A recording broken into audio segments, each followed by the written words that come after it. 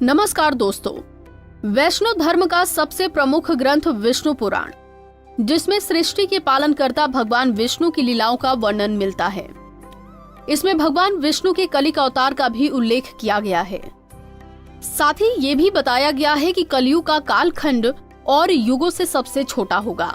विष्णु पुराण में कलयुग का वर्णन करते हुए कहा गया है कि कलयुग में इतना अधिक पाप होगा कि सृष्टि का संतुलन बिगड़ जाएगा। संतुलन ना बिगड़े, इसके लिए इंसान को समय समय पर चेतावनी भी दी जाएगी, लेकिन वो उनको अनदेखा भी करेगा। आपको ये सुनकर हैरानी होगी कि पुराण में लिखी हुई कुछ बातें घटित भी हो रही हैं और कई बातें और भी हैं जिन्हें जानकर तो आप हैरत में पड़ जाएंगे। तो आइए जानते हैं विष्णु पुराण में कलयुग के बारे में किन किन बातों का उल्लेख किया गया है। सबसे पहले आपको बता दें कि विष्णु पुराण में बताया गया है कि कलयुग में मनुष्य की आयु सीमा धीरे धीरे घटती जाएगी और अंत में मात्र 20 साल रह जाएगी। तो जरा सोचिए, छोटे छोटे बच्चों में बढ़ रही गंभीर बीमारियां, वायरस और घटती आयु सीमा क्या इस तरफ इशारा नहीं कर रही कि एक समय ऐसा भी आ जाएगा। विष्णु पुराण के अनुसार कलयुग में लोगों के बाल अल्प आयु में ही सफेद होने लगेंगे, जो आप नौजवान पीढ़ी में देख भी सकते हैं। विष्णु पुराण में बताया गया है कि चालाक और लोभी व्यक्ति कलयुग में विद्वान कहलाया जाएगा। ऐसे लोग ही धर्मात्मा भी कहलाएंगे। यहाँ शास्त्रों और वेदों का पालन कोई नहीं करेगा।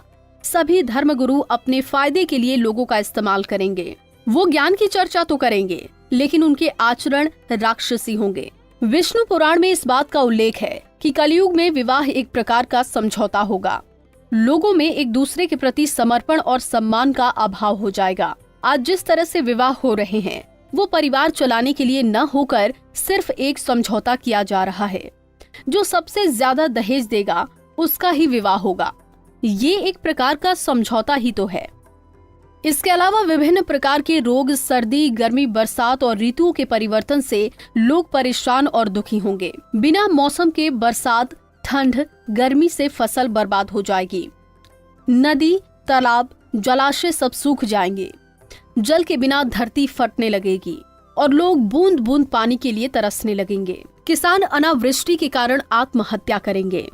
इसके अलावा कलयुग में जिस व्यक्ति के पास धन नहीं होगा वो अधर्मी, अपवित्र और बेकार माना जाएगा।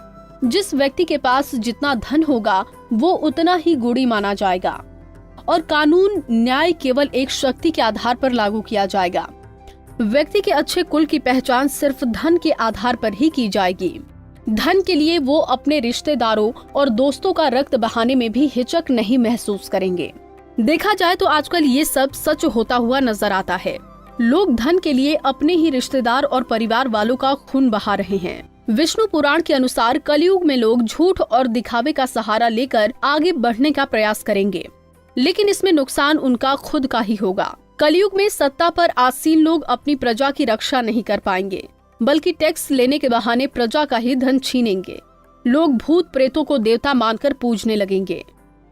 अन्न का अभाव होने से मनुष्य फिर से कंद, मूल और फल आदि के सहारे रहेंगे और समर्थ लोग सुखी नहीं रह पाएंगे। कलयुग में लोगों के आलस्य और निष्क्रियता के बारे में भी विष्णु पुराण में बताया गया है। इसके अनुसार लोग बिना स्नान के ही भोजन कर लिया करेंगे। वेद व्यास जी ने सभी युगों में कलयुग को श्रेष्ठ युग बताया है।